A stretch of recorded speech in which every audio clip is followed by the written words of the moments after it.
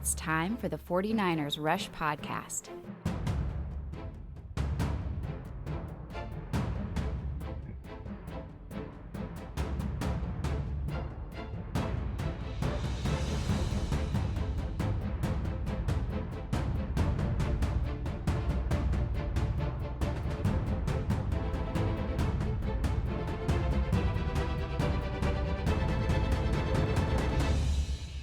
And here's your host, John Chapman.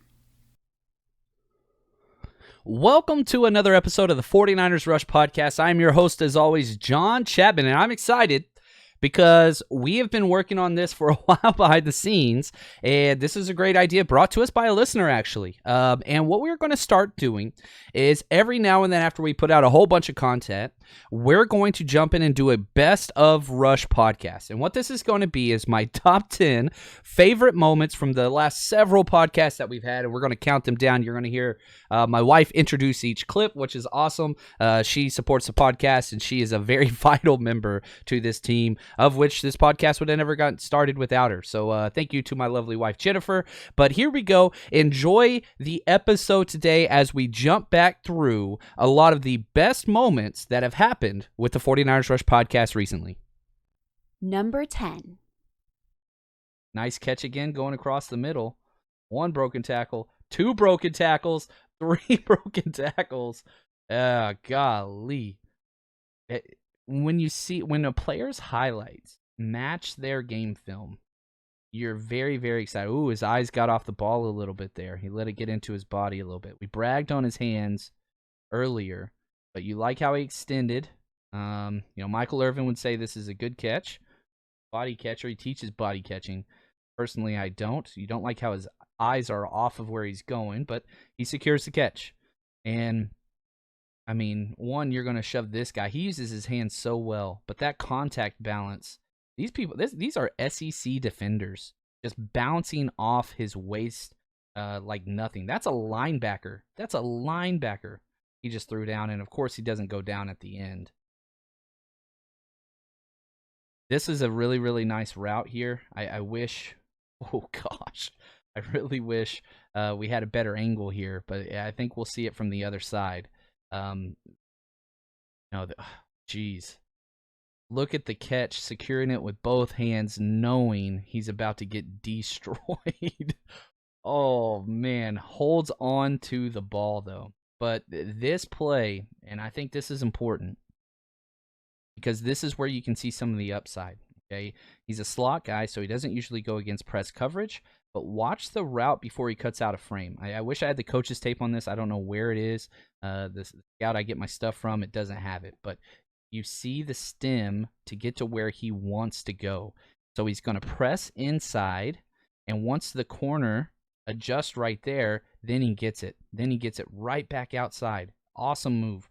So again, watch here. This is man-to-man. This guy doesn't even exist.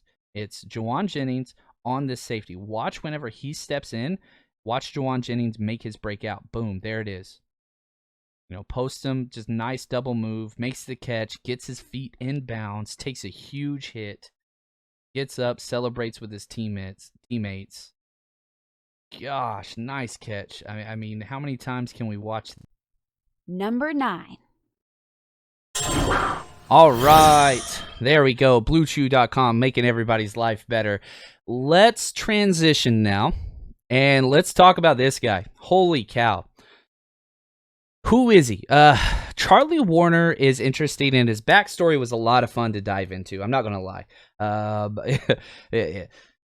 There's a lot of stuff about this guy that's just fun.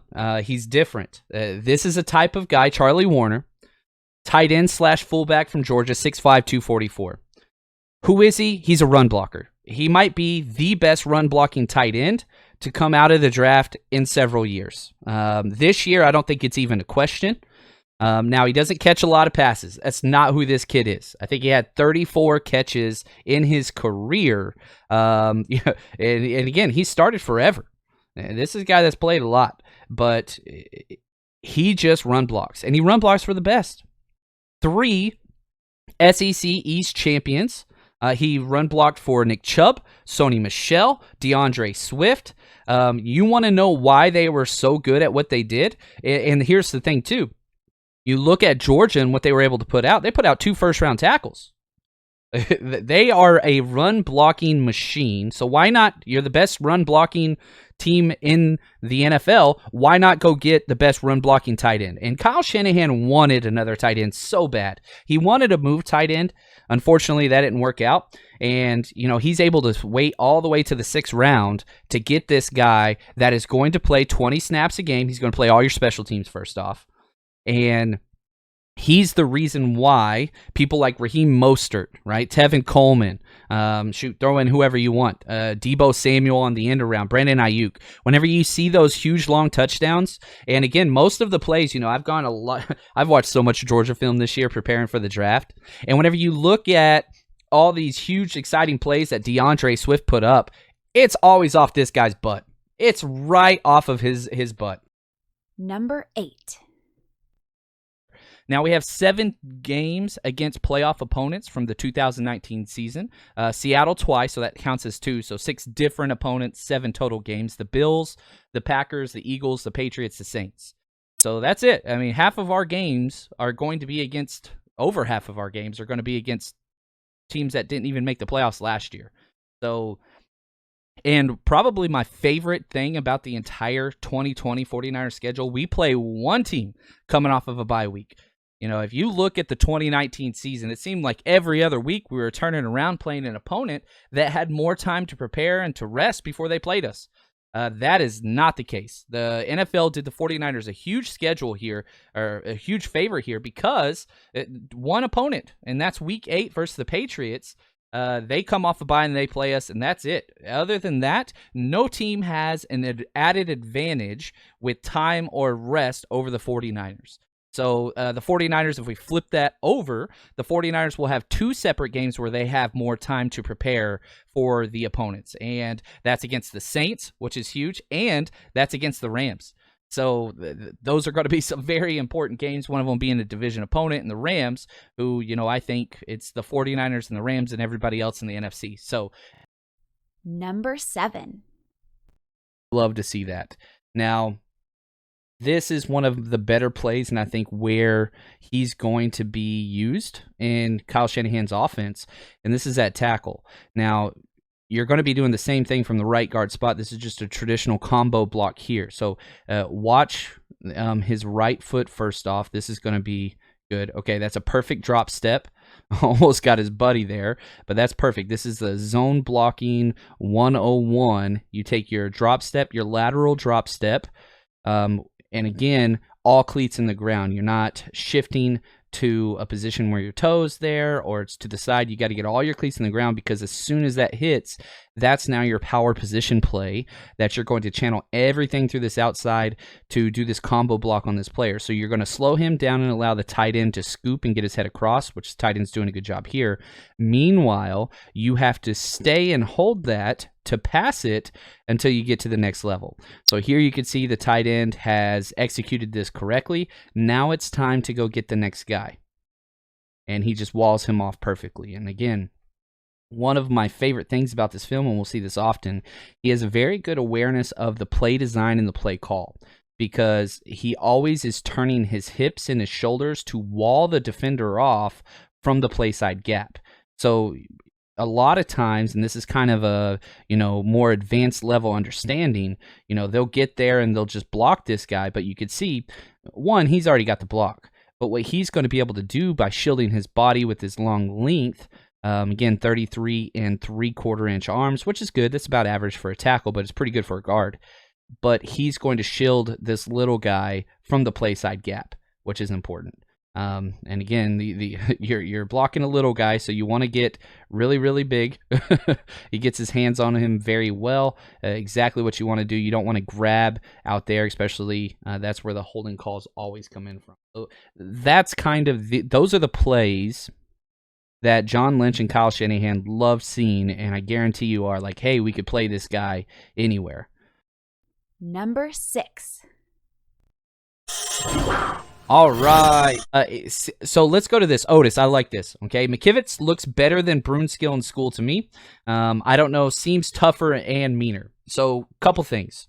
Brunskill, the thing that Brunskill does better than anybody else is one, run blocking's great, and two, he does not give up ground. He never gets pushed back at all. Technically, School is much more athletic and has the desired traits as a tackle. Now, we all know Daniel Brunskill played much better than Justin School did at offensive tackle. That's not debatable. Now, the idea is you got to get Brunskill on the field. You're not going to start Brunskill over Trent Williams. Not going to start Brunskill over Mike McGlinchey. You don't do that. So where can you start him? You can start him at right guard. That is a spot that is available. And if you want to get crazy, you can start him at center. Now, you could argue, okay, fine, let's play this out. And they've started getting Brunskill ready to snap. Now, will we see that in a game ever? No, that might be a contingency plan. Western Richburg, is he going to be back healthy when and if the season starts? Obviously, you got Ben Garland, who's 32 going on 33. He played very, very well down the stretch, so that's fine too. But there's no doubt in my mind, Daniel Brunskill is better than every person we just talked about, okay? So my pecking, I don't care about positional value. You talk about basketball players getting the best 5 on the field, okay? Football, I want to get the best 11. O-line, I want the best 5 blockers. Well, here's how it goes. It goes Trent Williams, it goes Mike McGlinchey, Laken Tomlinson, then Daniel Brunskill.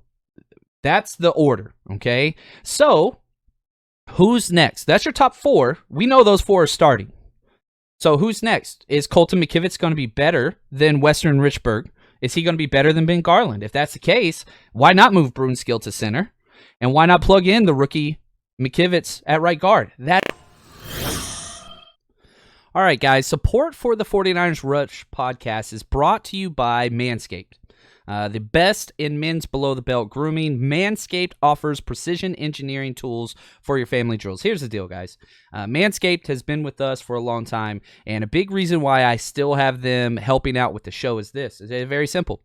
Whenever they came out with their new product, the Lawnmower 3.0, I bought it and used it, and I was like, let's see if it's just the same thing. It's not, okay? It was great. Now it's the best thing ever. So, reached out to them. We've got this connection going as well, and as soon as we started plugging it, I have reached 5 or 6 different emails and DMs from you guys saying thank you that you bought this, and one, if you do buy this, you get 20% off and free shipping just by using our promo code RUSHESF, RUSHESF. And so here's the deal. Manscaped, they redesigned everything. The engineering team spent 18 months perfecting the greatest ball hair trimmer ever created, and I believe in it. Again, I had the 2.0 package. I went and got the 3.0 package because it's that much better. There's things that you can go cheap on. There's things that you can skip out on. Whenever I'm messing with down there, it's time to be professional. That's all I got to say. So whenever I tell you this is premium, I mean premium. The battery lasts up to 90 minutes, which I don't know why you would need to do that. It's waterproof. You do the shower. There's no cleanup. There's no cuts. There's no nicks. There's nothing. It is the best product on the market by far. So, just trim it. Thank you. Your junk's going to thank you later. So what you got to do is head to manscaped.com. Use promo code RUSHESF, RUSHESF, no spaces. Get 20% off, free shipping. And again, once you get this done, I promise you, you're going to be emailing me, just telling me how great of a product it is. So manscaped.com. Thank you for the support of the podcast. Head over there now and make sure you get your product. Number 5. All right. Last 3 games. In these 3 games, it's going to determine first seed, second seed, divisional winners, not just NFC West, but other divisions as well, because we've got at Cowboys, at Cardinals, then at home in the Seahawks. These 3 games will determine everything. People always ask me, "Oh, what's your projection? What's your projection? How many wins and losses?" And anytime I do that, I'm like, you look at a team and there's always those 2 to 4 games that could go anyway. Coin flip games. The 49ers had so many last year. And so, if I had to predict what the 49ers are going to be, I'd say 13-3. But the realistic option is they're going to be 12-4, or they're going to be 14-2 in that gap. Now, things could go off the wire and, injuries and all that stuff. But if they play to their potential, and let's say every team in the NFL plays to their potential and no crazy swings, that's where the 49ers fit. Now, these last 3 games, they're going to be tough. This is the tough stretch right here. So, Number 4. All right, coming across. Whew. I'm sorry I'm laughing so much during this broadcast, but it's funny. This is the Madden guy where you bump up his attributes to create a player. He catches the ball, okay? It's not a great route. It's a great, it's 3rd and 11. He converts the first down. That's great. But he's not done. 1, 2, 3, still going. Just trucking people and fighting through it. He lost his shoe. So we see it from the other angle. Very nice. My favorite thing about this whole play is not the fact that he broke all those tackles or whatever. Watch him high point this ball. Oh man, that is really, really, really good. I love that. So you see him go up and, you see just him focusing on the ball, and then look at the eye discipline. That is key. His hands are a little far apart. That's okay. If I'm coaching wide receivers, you catch the ball with your eyes. You don't catch the ball with your hands. I try to tell my son that all the time. He plays wide receiver. You catch the ball with your eyes. You stare it in. There's nothing else that matters. We go back to that screen he dropped. It was because of his eyes. Now he's going over the middle where he should be scared of other people, and he is 1,000% focused just on that ball. Can't teach that. That is just one of those mentality things where you don't care about yourself. You care about the team more than that. Very counterintuitive for human beings. Number 3. Look at the punch, man. That punch at the top end. He's able to get his feet where he wants to be. He's not going to get beat around the edge very often.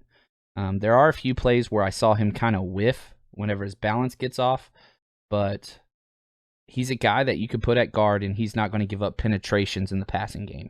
You don't go through him.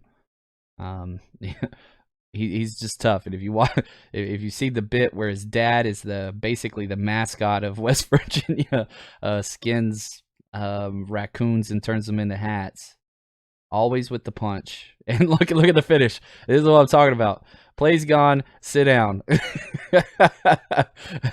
You see several of these plays. We'll see a couple more where he just goes in and just finishes people. He loves to put people on the ground. Very violent, very attitude-esque. Oh, here you see him get beat around the edge. Yeah, this is a screen pass. Went back a little too far. Sorry about that. So let's figure out why he gets beat right here. Oh, so, yep, he went lateral. He didn't go to the point. So his kick slide, he's going to kind of go at him. So watch his foot here. He's not going to get much deeper than this yard marker. So he's going to go too flat. He needs to get depth. And so because he's going where he's going to get beat to the edge. His trajectory is way too flat here. See that? He's not getting depth. He's just widening. He needs to get more depth here. He got a little lazy. And then the hands also dipped and ripped. Yep. He missed it. And so again, if he just flattens his angle, yeah, he was slow off the line too. So he kind of got himself twice there. Number 2. Way to stick the block. And this is another thing that's pretty good and hard to teach. Whenever he gets on people, usually he stays on them. That's a positive block. One, you're driving him back, but you stay on him and you let your running backs kind of cut off of you is the idea there. Nice punch. When he puts his arms on you, people move. I know that's a corner blitz. I don't care. You bench press somebody into standing upright. That's a good thing. Ooh, nice double move there by the blitzer, and he kind of gets him. And there's some good here. There's some bad here, okay? Great. That's awesome. He got his hand on the shoulder pad. That's great. Okay, you're not grabbing jersey, you're grabbing shoulder pads. That's good. Little too high here. Sink those hips. Sit the bucket. It's a term. Sit on the bucket. It's a squat term, right? With guys that just can't squat too low, you'd put a bucket under them and say you can't come up till you touch it. He's got to sink a little bit more. Now, the arms are good. He goes into a post step, but he does a double post. That's bad, where he's arching his back. You can put one back there and kind of T-step it almost like a corner. He does both, loses all leverage. Now he's just holding on for dear life. But not a bad play here. Let's count it, and let's see how long he was in there. 1,001, 1,002, 1,003, 1,004. That's a coverage sack, whatever. His guy didn't get there, but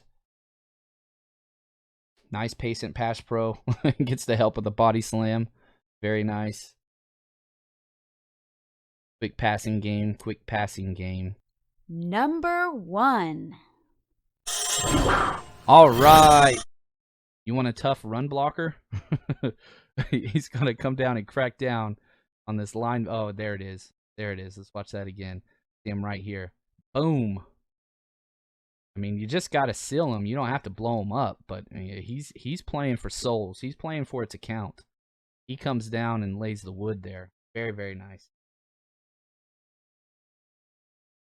All right. And this is a fun film, too, because guess what? You're going to see on the other side the first round choice Javon Kinlaw for the 49ers. So playing against each other, but teammates here.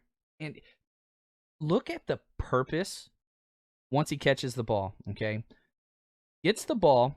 There's no doubt where he is going and where he is not going. Okay, he catches that ball. He is not going to take one step towards the sidelines. He probably could have got out of bounds and not gotten hit. Instead, look at this. He's here. Nope. Let's go back in. I want more hits. Somebody else hit me, please. It's like he needs the contact. He didn't get hugs as a kid, and he needs more anger. All right, guys, just want to remind you of the Countdown crew. I am trying to find creative ways to give things away to the loyal listeners that show up, episode in, episode out, doesn't matter when it is. So here's the deal, guys. If you haven't participated in this before, here's what you do. When the countdown starts, okay, whether this is on YouTube, Hot Mic, Periscope, wherever, when the countdown is up, that first 30 seconds before the podcast starts, I need you to start lighting up those comments, okay? And what's going to happen at the end of every month, I'm going to keep track. Whoever gets the most and all those things, I'm going to pick 1 or 2 people. I'm going to be giving away T-shirts, 49ers Rush gear, stickers, perhaps even let you jump on the pod, tell people your story, how you became a 49ers fan, something along those lines. But the Countdown crew is huge. So again, for our live listeners, make sure you hit subscribe and that notification bell wherever it is you listen. And again, that first 30 seconds, that's the Countdown crew. I need you guys in there. I need you to bring in energy because I feed off that. And I think usually whenever we have shows with a lot of people on early, those are always my favorite podcasts to do. So I need your help. The Countdown crew, again, get some free stuff. And I'm going to be sending that out to you. For those of you that do listen traditional podcast ways, I understand you don't have a way to do that. But I'm going to try to find some new creative ways to get you guys active in that as well. And again, I got a lot of stuff I got to give away. So help us out there. That is the Countdown crew. Hopefully you enjoyed today's episode. Thank you guys so much.